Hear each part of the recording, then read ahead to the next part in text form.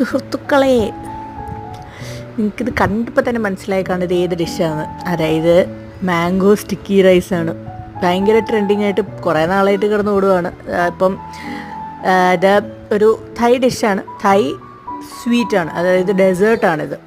ചോറ് ഉണ്ടാക്കുന്നതാണ്, നമ്മുടെ ചോറല്ല. ഇത് തായ്ലൻഡുകാരുടെ ഒരു റൈസുണ്ട്, സ്റ്റിക്കി റൈസ് എന്നാണ് എന്നെ പറഞ്ഞത്. തായ്ലൻഡുകാരുടെ മാത്രമല്ല, ജാപ്പനീസുകാരും ഒക്കെ സ്റ്റിക്കി റൈസ് യൂസ് ചെയ്യും.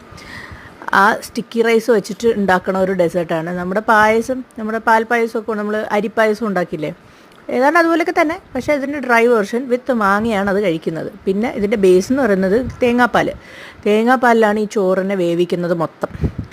അതേപോലെ ഈ മേളിൽ കാണുന്ന വെള്ള സോസും തേങ്ങാപ്പാൽ വെച്ച് ഉണ്ടാക്കുന്നതാണ്. എന്തായാലും ഇതിൻ്റെ റെസിപ്പി ഉടനെ തന്നെ ഞാനൊരു ഡീറ്റെയിൽഡ് റെസിപ്പി ഒരു വീഡിയോ ഇടുന്നുണ്ട്.